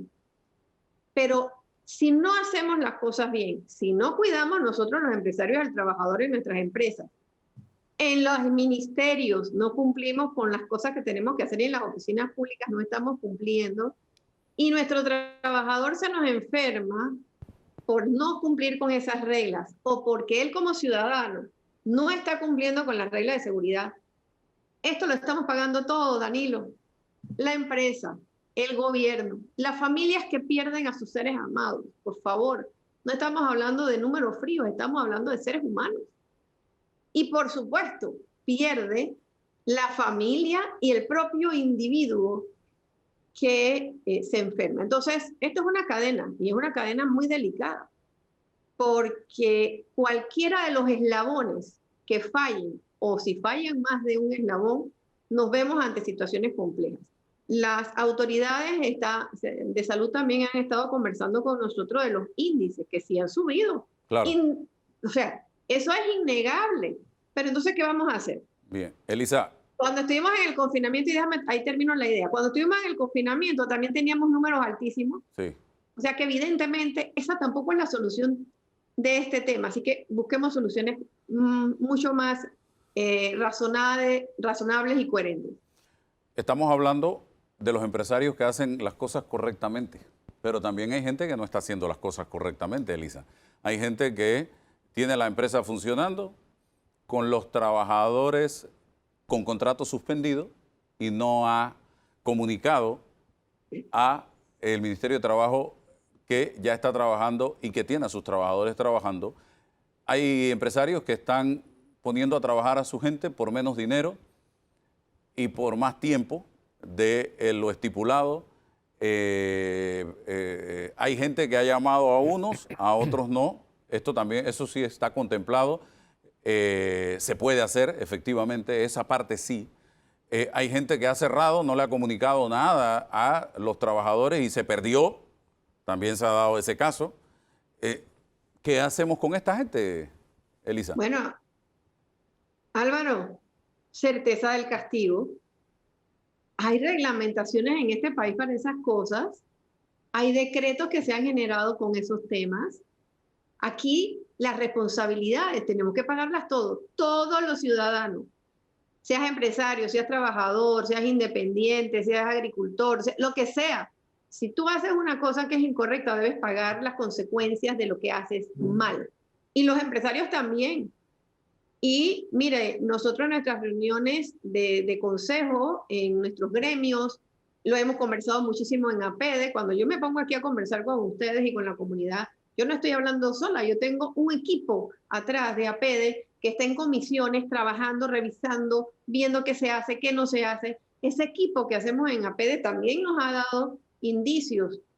Y en las reuniones, por ejemplo, de los consejos en el CONEP, de que hay empresarios que no están haciendo las cosas bien. Señores, que tienen que pagar las consecuencias.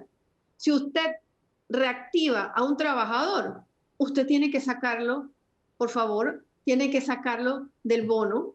Eso es ilegal, está mal, es incorrecto, incluso yo te diría que es inmoral. Entonces, nadie se salva aquí de la dosis de responsabilidad que tenemos, nadie. Tenemos que hacer las cosas bien y compartir las cargas, porque efectivamente, mira, yo puedo entender que un empresario no tenga la capacidad de pagar, porque lo entiendo, de la liquidez para pagarle todo su salario al trabajador. Bueno, pero que trabaje las horas que corresponden a ese salario. Si le puede pagar 4 horas, que les pague sus 4 horas al trabajador. Aquí nadie se salva. Aquí nosotros no estamos como dirigentes de los gremios para aceptar abusos de ninguna parte, ni de las autoridades que llegan en pandilla a hacerle inspecciones a los negocios, que también es cierto, a pedirles bolsas rojas o a pedirle, y tú lo debes saber en el tema de los restaurantes, o a pedirles que si tenían 2 lavamanos, 2 fregadores, ahora tienes que poner 3, ¿cómo lo haces? Donde nada dice eso. Esos abusos tampoco se pueden permitir. Pero los empresarios tampoco podemos aceptar desde ningún punto de vista que uno salga a los medios de comunicación, defienda al sector privado y haya empresarios que estén haciendo las cosas mal. Eso no lo vas a oír de mí jamás. Y tampoco lo vas a oír de quienes como principios en APD defendemos la libre empresa, la seguridad jurídica y por supuesto la democracia. Así ¿Y qué hacemos? Certeza al castigo para todos. Y también me voy al otro lado. El panameño, trabajador, que todavía no ha entendido que estamos viviendo una nueva etapa histórica en Panamá y el mundo, y que cree que podemos seguir, como dicen en mi pueblo, agarrando los mangos bajitos.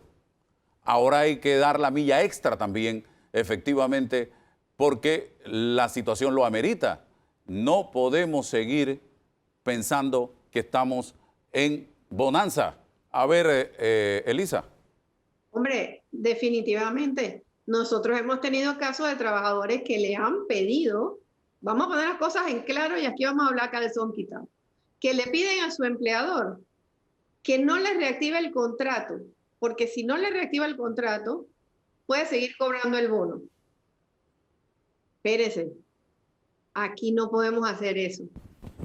Tenemos que eliminar ese bono y te tenemos que reactivar. Esa es la posición correcta. Los abusos que se están cometiendo están en todos los niveles. Y yo hago un llamado fuerte y muy alto a la ecuanimidad. Mira, Álvaro, la vacuna para el COVID tiene una fecha. Dios quiere que sea lo antes posible. Pero no tenemos una vacuna para el desastre económico al que nos vamos a enfrentar si esta situación de incertidumbre se sigue dando. Si nosotros no tenemos la capacidad de reactivar empresas y reactivar la economía, mira la caída del Producto Interno Bruto. Eso, señores, ¿qué significa eso, el Producto Interno Bruto? Usted que está en su casa, para que lo entienda, esa caída, ¿qué significa? Que usted va a tener menos acceso a salud, educación y todos los servicios que tiene que prestar el Estado, porque ese dinero, lo que representa ahí, es lo que se puede y no se puede hacer. Es el ingreso que tienes como en tu casa. Bueno, antes tenías 200, ahora tienes 50. Y tienes que bajar. ¿Qué vas a hacer con esos 50? ¿Cuáles van a ser las prioridades en esos 50 dólares que ahora tienes? Ya no tienes 200. Bueno, ese número frío de ese Producto Interno Bruto es el que tenemos que entender. Esta es una situación donde a todos, Álvaro, nos va a tocar hacer, yo lo he dicho 20,000 veces, todos nos va a tocar cargar un pedacito de esta cruz. Todos vamos a tener que hacer grandes esfuerzos para salir adelante.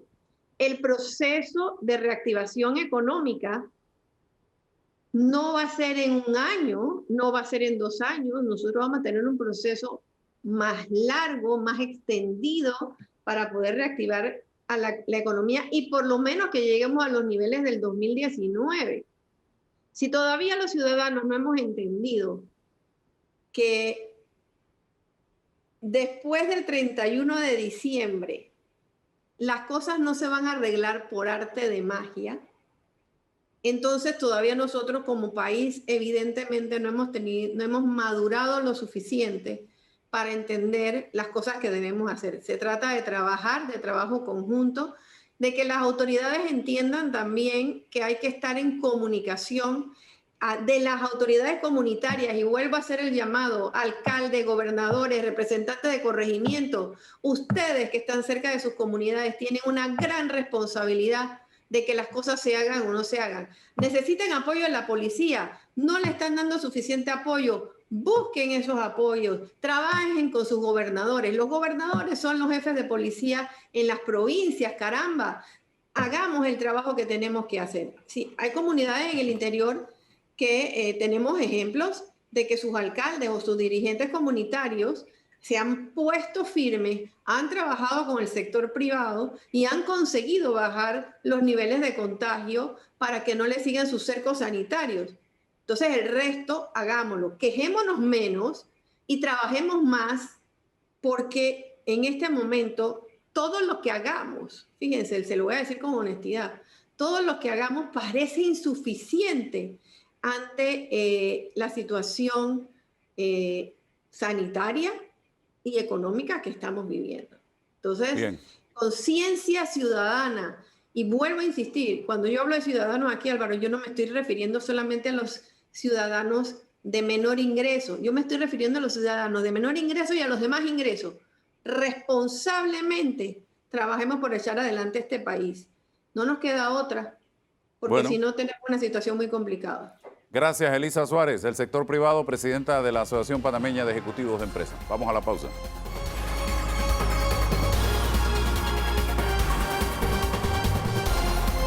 Señoras y señores, en este bloque tenemos a dos representantes de corregimiento del Distrito Capital, Willy Bermúdez de Don Bosco y Ricardo Domínguez de Bellavista, dos polos básicamente, extremos.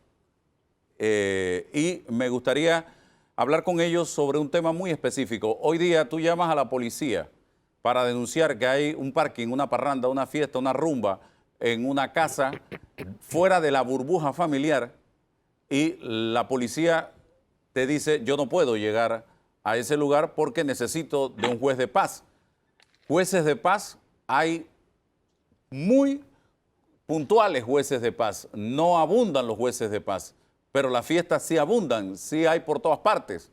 Entonces me gustaría saber cuál es el problema que está enfrentando ustedes en este momento, que son a los que les recae realmente la denuncia, la queja ciudadana de manera permanente. Comienzo con usted, don Ricky Domínguez.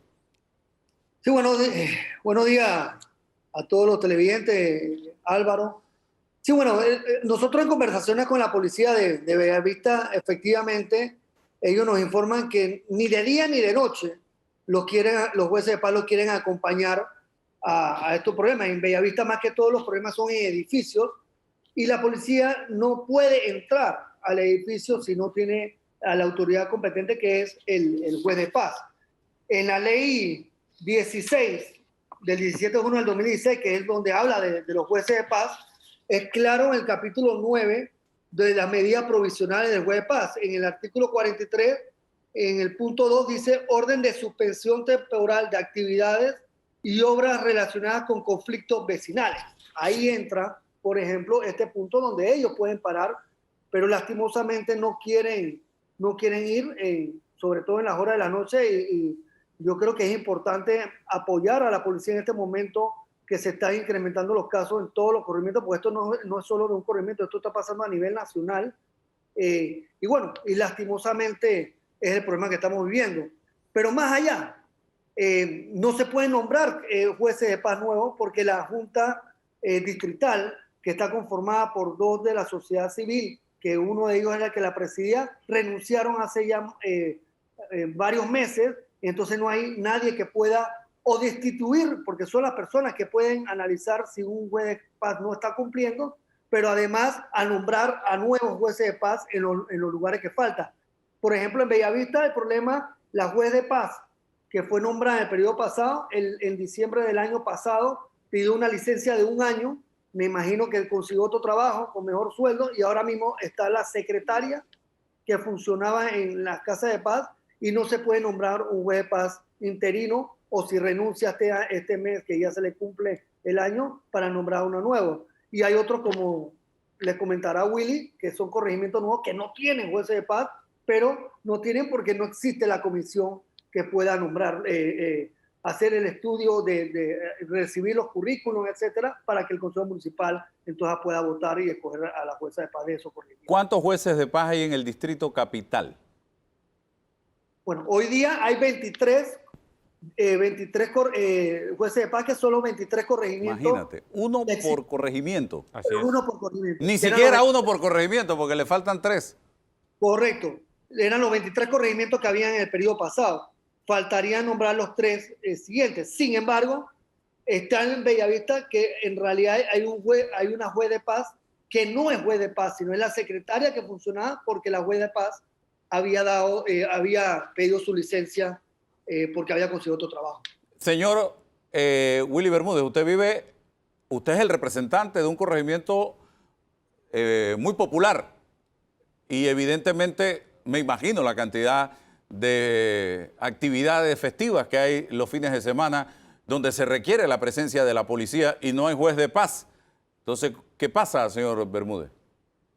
Sí, bueno, digo, aquí hay dos variables que hay que entender, ¿no? El primero, como decía Ricky, el tema de la Comisión Técnica Distrital, nosotros nos vemos totalmente afectados el no tener esa comisión andando, porque esa comisión tiene la función de nombrar los nuevos jueces de paz, pero a la vez también tiene la función de analizar las quejas y recomendar sanciones contra estos jueces de paz. Entonces, hoy día, como quien dice, los jueces de paz andan sin jockey. No hay quien les ponga realmente un alto, o por lo menos los tenga controlados de alguna manera. Y tú hablas con ellos, es más, en estos momentos son hasta falta de respeto, de la prepotencia y demás, porque saben que no hay quien los controle. Entonces nosotros sí vamos a ser muy enfáticos en que esa Comisión Técnica Distrital lo antes posible se pueda formalizar con los miembros de la sociedad civil, porque tenemos que buscar controlar a estas personas y adicional a eso que puedan nombrar los 3 jueces de paz que hacen falta, que son Las Garzas, Caimitillo y Don Bosco.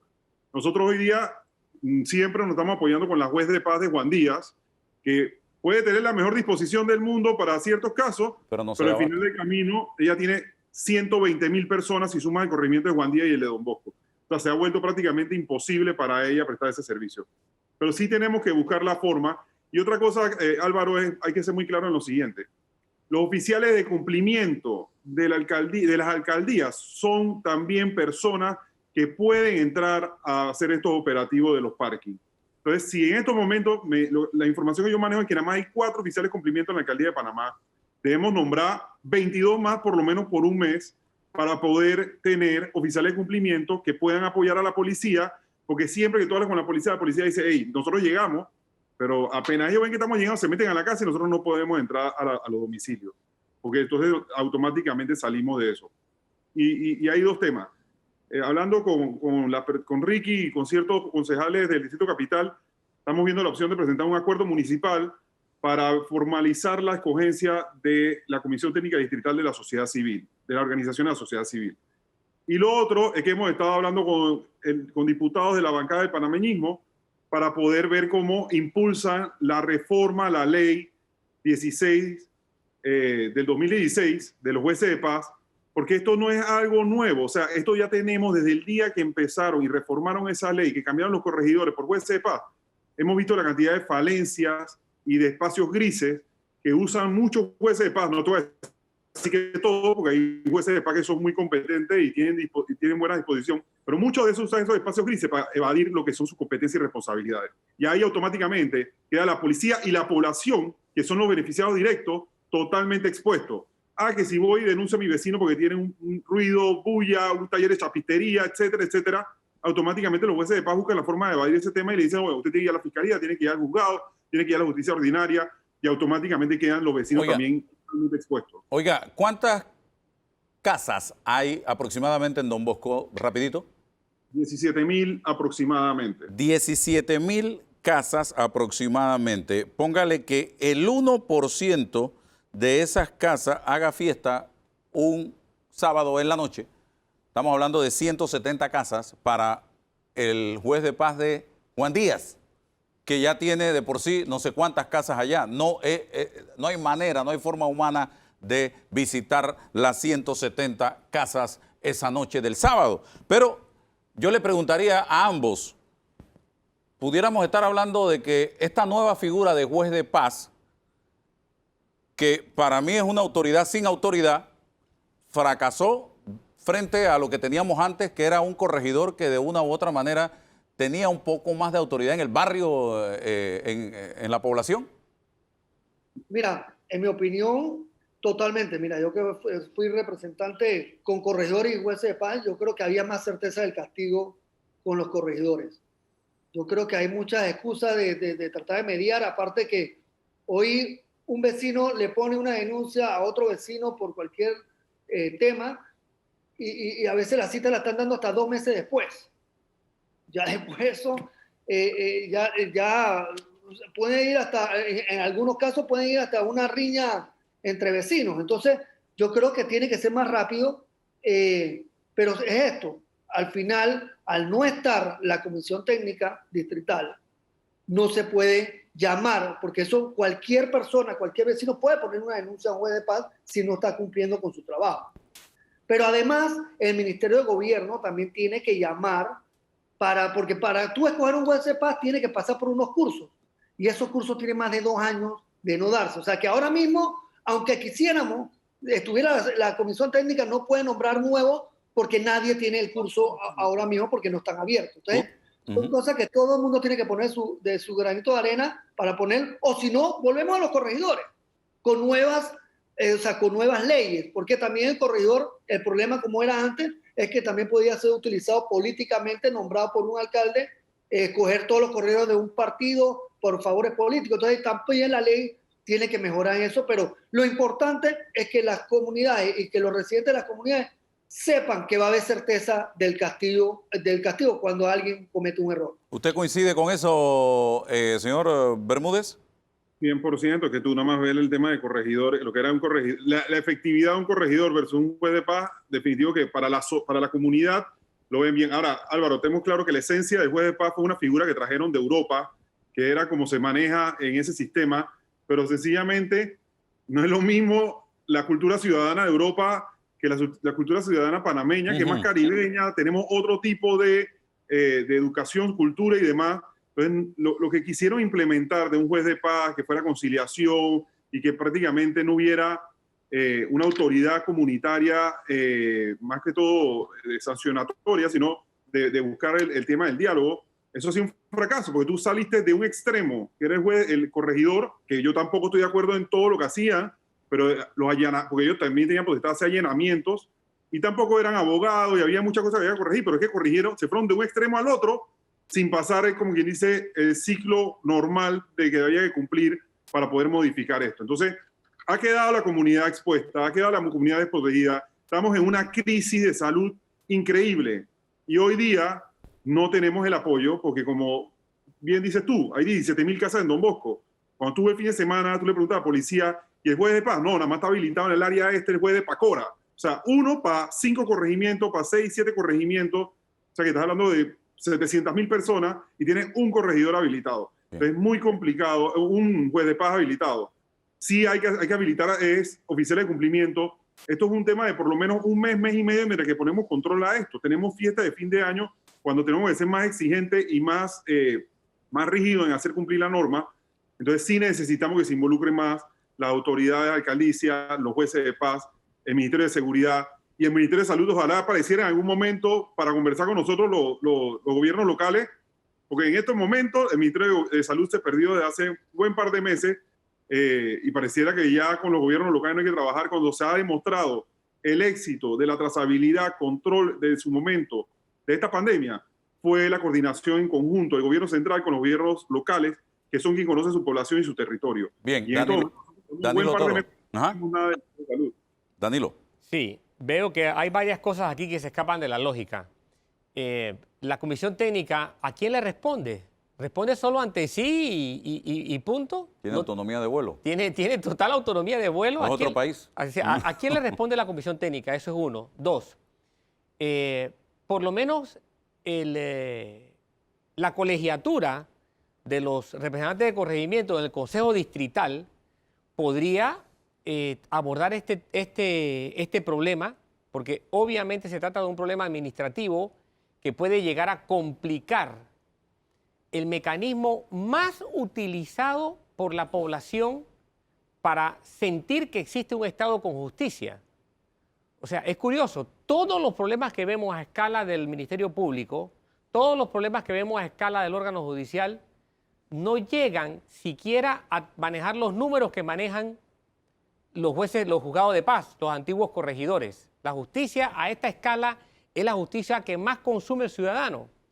Y el tercer ámbito aquí es que esto es un servicio a medias, porque todavía el ciudadano tiene que procurarse algunas cosas que el Estado a esta escala de gobiernos locales no se las da. Entiendo que si un ciudadano tiene que resolver un conflicto utilizando el recurso policial, él tiene que estar involucrado, él tiene que estar yendo a hacer diligencia, y eso no corre por cuenta total y únicamente del Servicio de Justicia de Jueces de Paz y de la Policía Nacional. La policía a su vez se ve limitada porque efectivamente ella no puede actuar sino por orden de la autoridad competente, que en este caso es el juez de paz y que a su vez es la alcaldía. Es decir, todo es una maraña ilógica y que ha trabado el proceso más importante de dotación de justicia a los ciudadanos. ¿Qué proponen ustedes como autoridades, como representantes de la autoridad distrital? Perdón, como representantes escogidos. Ustedes no son de la autoridad distrital, como representantes escogidos por los ciudadanos. Adelante.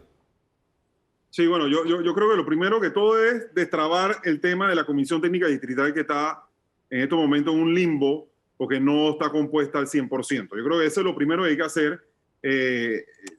Y lo que pasa es que la ley, cuando la hacen, queda mucha interpretación. O sea, hay un vacío y queda mucha interpretación de lo que cada uno quiere interpretar. Nosotros, el entendimiento es quien convoca a esta comisión técnica o los aspirantes, es la alcaldía, el alcalde, y de ahí se escoge y se vota por medio del Consejo Municipal. Ahora mismo, lo que nos hace falta son las dos representantes de la sociedad civil. Entonces viene la pregunta, ¿pero quiénes son la sociedad civil? ¿Quiénes son las organizaciones de la sociedad civil?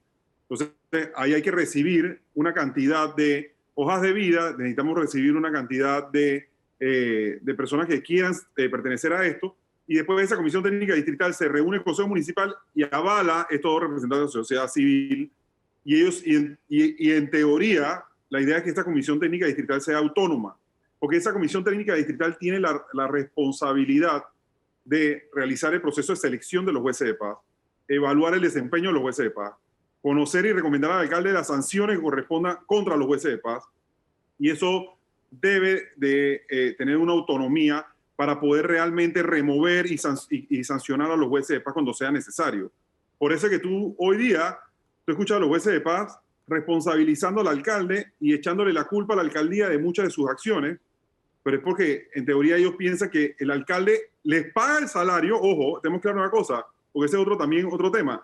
Esta es una ley que hace el Ministerio de Gobierno, pero quien le tiene que pagar el salario, quien le tiene que pagar las oficinas, quien le tiene que pagar a todos los colaboradores del juez de paz es la alcaldía. Pero el alcalde no tiene responsabilidad ni tampoco tiene potestad sobre los jueces de paz. ¿Quién lo tiene? La comisión técnica. Y el alcalde, entonces, cuando tú presionas al alcalde, el alcalde dice, pero es que yo no puedo hacer nada. Y es una realidad. Entonces ya los jueces de paz se creen, bueno, el alcalde no es mi jefe, no es nada, pero sí me tiene que pagar. Y es algo que de verdad es complicado. Ricky Domínguez. Y acuérdense que estos jueces de paz fueron nombrados por 10 años, como dice la ley. O sea, ellos tienen un puesto de 10 años. Mira, la Comisión Técnica Distrital la compone un representante que nombra la Defensoría del Pueblo, los dos representantes de la organización sociedad civil, que eso es lo que está en el limbo. ¿Quién los nombra? Que yo creo que debe ser el Consejo Municipal a través de varias ternas, pero buscar sociedad civil que sea de los barrios, de la barriada, etc. Un representante del Consejo Municipal que en su momento se nombró al abogado consultor del Consejo Municipal, y el único que cambia, dependiendo del corregimiento, es un representante de la Junta Comunal respectiva. Si se va a escoger el de Bellavista, la Junta Comunal nombra a una persona que representa a la Junta Comunal, y así sucesivamente en cada corregimiento. El problema es que hasta ahora mismo son los de la sociedad civil, que son la que era el presidente de la comisión, que renunciaron y hoy día no está representada y no puede funcionar ahora mismo, que es el problema que hay que solucionar, pero está el limbo de quién los escoge. Ese es el problema. Bueno, les agradezco a ambos su participación en Debate Abierto, hablando de un tema que cobra vigencia a raíz de todo lo que está sucediendo en este momento con la COVID-19 en los barrios, en las comunidades, en barriadas de la alta sociedad también, donde se realizan este tipo de actividades. Y la policía dice, yo no puedo hacer nada si no voy acompañado de un juez de paz. Pero ya estamos viendo que los jueces de paz no tienen realmente los instrumentos legales para hacer el trabajo. Entonces, ¿quién lo va a hacer? ¿Los bomberos? Es un círculo vicioso. Es un círculo vicioso. Y nos tiramos la pelota y al final el COVID reinando en este país. Bien, se acabó el tiempo, señoras y señores. Que tengan un excelente domingo y nuestro abrazo fraterno a todas las madres de Panamá este martes, Día de la Madre. Que Dios las bendiga, las cuide, las proteja infinitamente. Bendiciones.